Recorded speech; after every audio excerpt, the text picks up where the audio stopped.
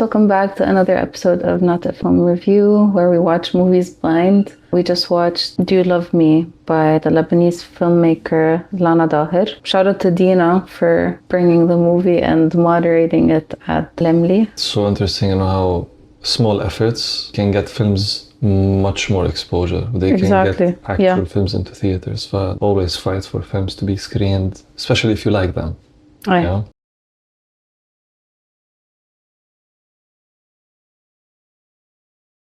So, a brief overview of what the movie is. Yeah. It's a documentary made with archival footage from the Lebanese Civil War. مش بس Civil War, archives during the periods where they stopped writing history. How did you feel right after watching it? We had a chance to watch it yesterday. So I putting myself back to where I was. Emotions were piling up, and I felt like the movie took me on a roller coaster of emotions, and I feel like this is the feeling every Lebanese person and Lebanese expat experiences. You would be going about your day and suddenly you would hear news from back home and you would crash while you're in the middle of a party or whatever.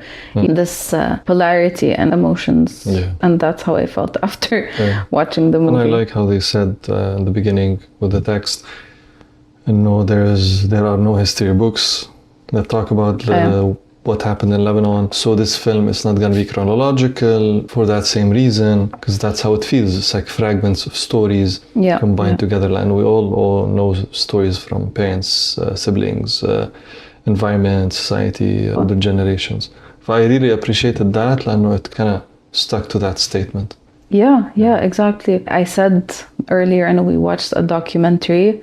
Before we left to watch the movie, Jad was like, "So what are we watching today?" And we're like, "No, it's a documentary about Lebanon or whatever." And I couldn't roll your eyes further back. Guilty.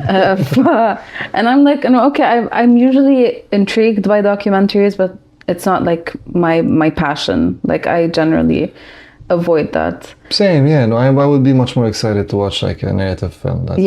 So this film specifically felt like a narrative. When I was watching it reminded me of those films that are collections of images without any dialogue. Koyani Skatsi, Samsara, Baraka. Especially you watch it, it's a documentary. If you haven't seen them, please watch them. They're amazing.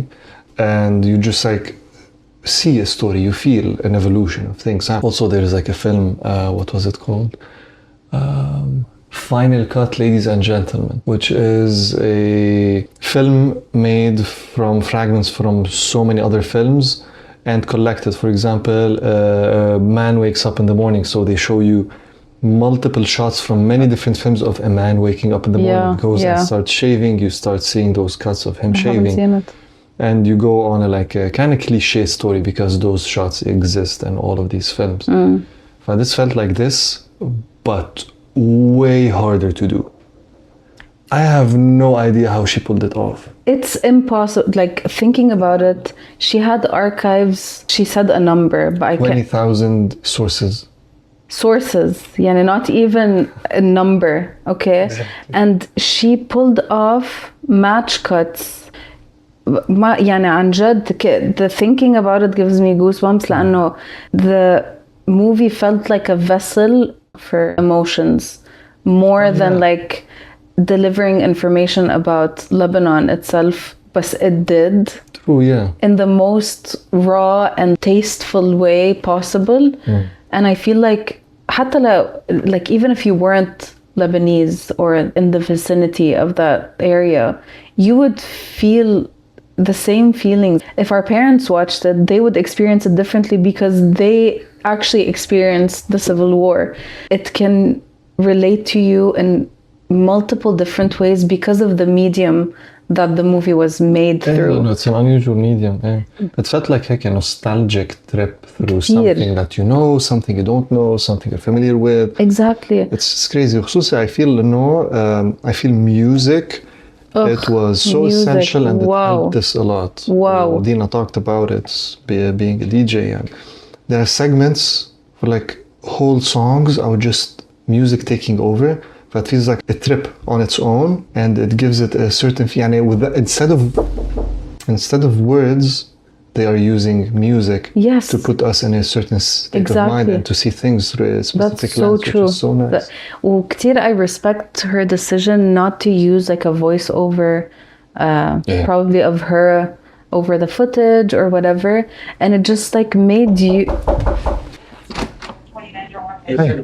Yeah, sure. Do you have a second? Yeah. Done some complaints about your neighbors. I was saying, no, I respect her not using voiceover, especially now with the whole كتير بكره أنا عم بقول هالشي بس إنه with the whole AI vibey videos وقصص هيك, things are looking and sounding the exact same, even if if you think you're like creating poetry and like just like just like these voiceovers of like dreamy poetic moments that you think are just like pure genius. Everyone's using that. Nothing is original anymore. And I feel like her decision not to use that put her movie in a different league. It's preserving something human and analog during this age. Exactly. And I feel like she gave us the space as an audience to be the voiceover. لأنه my mind never stopped while watching the movie. Like either you're looking at the locations of these footages, you're like, oh my god, this is شو بعرفنا الشارع العريض, or like this is downtown, or oh my god, I think we have a similar video that our parents recognize spaces even when they're entirely changed. If it's old, if it's new, you just recognize it. It felt like a fever dream. Yeah. It felt like a collective fever dream, it's just like a collective memory that comes into play. لأنه مثلا if you think about the stories you know about the past, they can be your own experience, your parents' experience, your neighbor coming and just like talking for 7 hours about his experience. And the more you're away from it, the more it becomes just like mumbled together, where you're like, is this my memory or is this like someone else's? But no, it's still yours, because it's kind of seeing the same thing. Each person sees it differently, but it's still the same. It's still the same. I feel like it's so beautiful. عن جد هيك I felt a lot of things. هيك أنه obviously if I was watching it by myself, I would have been a mess. لأنه I was containing, like side note, my chair was broken. It was upright and broken, and everyone else's chair was like, and I'm like trying to be normal while watching the movie because I felt observed كل الوقت. I feel many people teared up or cried during, of course. And for me, I really appreciate this effort. There is a scene, if you remember, full of it's just a camera walking into just archives and just piles and piles of VHS, of actual film rolls, all of that. So imagine how many of those is lost, destroyed. Or if you want to access something, how will you even know what to watch from what shelf?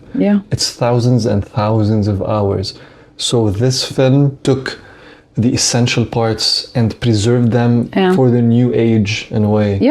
Just in a film that people can watch, in something digital that stays now. So I feel that this film saved those archives and kind of put them to a bit more available medium or format and just to be seen and known. And I feel this is so essential. Definitely. So essential to kind of preserve history and stories and all of that, especially those voiceover stories. Some people share them. Crazy. It's insane. يعني هلا I want to watch it again لأنه I feel like مش I missed a lot. I feel like every time you would watch it, you would just see new things and experience new things. I want people to watch this movie. يعني I couldn't wait to wake up today to talk to my parents and be like, guys, there's this new movie, you have to watch it. I even told them about it. Your parents? Yeah. When this movie was recommended to me, I kind of like stored it away in my mind. I'm like, okay, when it comes out, probably I'll stream it or something. I'm like, oh, it's a documentary. And as you know, we don't watch trailers or read reviews or know essentially what the movie's about. Yeah. So when this was recommended to me, I'm like, okay, cool. And I feel like I want people to trust my opinion, me being such a skeptic. You know, I'm telling you this is a good movie. I swear. I swear to God. Please, Anjad, people should watch it. Not just Lebanese people. Everyone should watch it. Yeah, It's a work of art. It's a fresh approach to things, you know. It's new. It's not, I haven't seen something this raw like before. It's not experimental or abstract, and Yeah. it's not narrative. And You feel like you're following a character, but a character that's not there. لأنه it's like a whole bunch of people that are the same character. I know it's like a collection of those. Yeah, مش معقول. Wow. Well, I wanted to say something about title choice. One of the main reasons why I was kind of like disregarding this movie was because of the title. Actually, which is kind of same. Do You Love Me? Yeah. And like if you know the song.